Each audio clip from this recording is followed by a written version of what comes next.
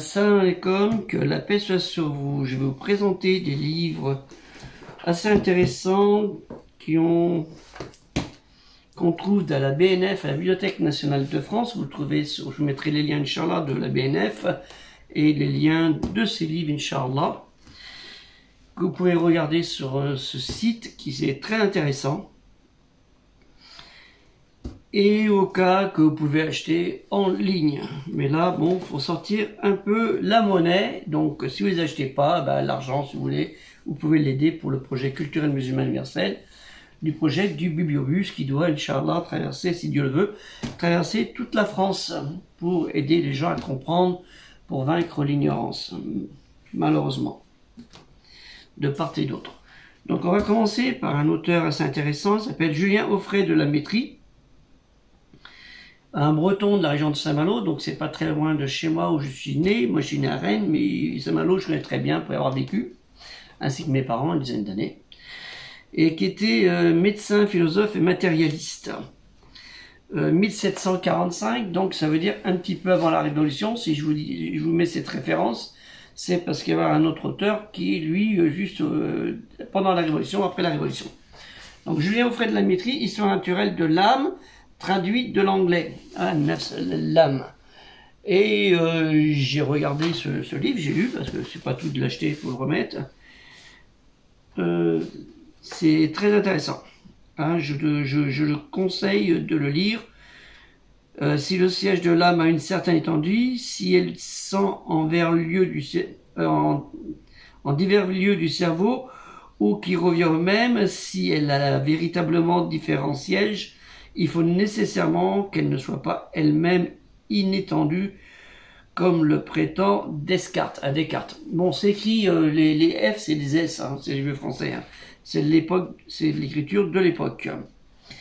Et je conseille de lire ce livre-là, qui est très intéressant. Et pour les gens qui sont croyants, on peut y retrouver des choses assez intéressantes. Je le conseille vivement. Alors, lisez ce genre de livre, il nous aide pas à comprendre, mais à savoir que c'est à l'époque des Lumières, et aussi de la Révolution française, qui a combattu la religion. Hein. C'était les Jacobins, d'entendre Robespierre, Saint-Just et compagnie, qui ont coupé la tête du roi, mais à qui on leur a coupé la tête. Hein. En fait, c'est les Mélenchon hein, du XVIIIe siècle. Hein. C'était eux, on a le Mélenchon là. C'est le même personnage, c'est le même individu, quoi. En peut-être plus dangereux, quoi, vicieusement. Donc je vous conseille de lire ce livre. Et en plus petit, parce que voilà, avant la Révolution, ils avaient le temps, après la Révolution, ils n'avaient plus de temps, alors on l'a fait, c'était court. Discours sur l'existence de l'être suprême et l'immortalité de l'âme. Alors 1793, en fait c'était, ce personnage est un avocat mathématicien, homme politique, député, et qui a assisté à la convention, à l'époque, pas celle qu'il y a maintenant, hein, de ceux qui veulent faire, la convention du 2 au 19 septembre 1792. Peut-être qu'ils vont faire une en mois de septembre, les autres aussi, là. On ne sait pas. Mais qui est très intéressant, qui s'écrit-il, oui, vous avez raison, il existe un être suprême, mais vous ne pouvez de vous-même connaître qui il est. C'est à nous sommes qu'il est réservé de vous l'apprendre. Incroyable. Mais très intéressant. Il est petit. Et je vous suggère de le lire en ligne. Hein, il vaut le coup d'être lu. Il est vendu pratiquement le même prix que celui-ci. Hein. Grammaire de la langue arabe. Alors c'est Julien Offray de La Métrie. Hein, de particule. Dans ma famille, il me semble qu'on a un petit 2, mais on ne l'a pas dit. On l'a pas nommé, il ne faut pas la peine. Grammaire de la langue arabe, vulgaire et littérale, ouvrage posthume de Feu Savary, édition 1813. Donc 1813, Napoléon Ier, hein, 1812,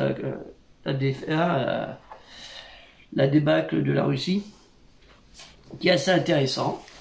Alors c'est un arabisant, hein, un très bon arabisant, hein, qui parlait aussi bien l'arabe que les arabes, parce que bon... L'arabe du Maghreb et l'arabe du Maskrech, c'est pas la même chose. Hein. Il dit si, c'est le même. Non, allez voir comment ils parlent. Les Égyptiens, gars. Hein, et les autres, c'est pas pareil. Hein. Enfin, que pour ça, le reste, n'en parlons pas. Hein, l'arabe de Soudan, c'est pas celui de l'Arabie, de l'Égypte et de Djazer, d'Algérie ou d'ailleurs. Donc c'est intéressant ce livre, il est grammaire de la langue arabe. Et en plus, j'avais parlé de ce personnage. Savary, il est de la région de Vitré, donc c'est pas très loin de Saint-Malo, de Rennes, c'est la route de la Normandie. C'est pas loin de Mont-Saint-Michel, qui est entre Mont-Saint-Michel, c'est entre la porte de la Normandie et de la Bretagne.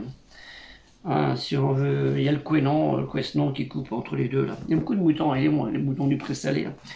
J'ai un frère qui avait une maison dans le bord du Couesnon.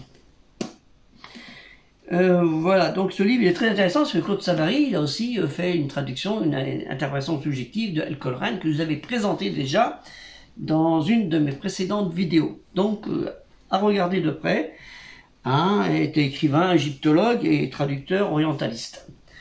Je vous invite à lire ces livres soit directement par le site de la BNF, je vous mettrai le lien Inch'Allah, Bibliothèque nationale de France, ou les liens directs de ces livres, qui sont très intéressants. Il faut avoir une ouverture d'esprit, comme l'avaient ces Occidentaux, ces Européens. On a tendance à critiquer, à dénigrer, malheureusement. Et qui sont une richesse aussi pour nous, parce que c'est par les contradictions et la discussion sur les contradictions qu'on peut avancer. C'est ce que faisaient les premiers, les savants musulmans. Ils avaient ça avec les philosophes grecs et tout. C'était comme ça, et autres. Donc, réfléchissez un peu là-dessus. Donc, que la paix soit sur Assalamu et aider le projet culturel universel, musulman universel, qui est là aussi, non pas pour parfaire, parce que je ne suis pas plus intelligent que les autres, mais pour contribuer à ce que la connaissance, l'approche du savoir et d'apprendre à comprendre soit faite pour combattre la haine et toute forme d'ignorance, surtout l'ignorance qui amène à la haine.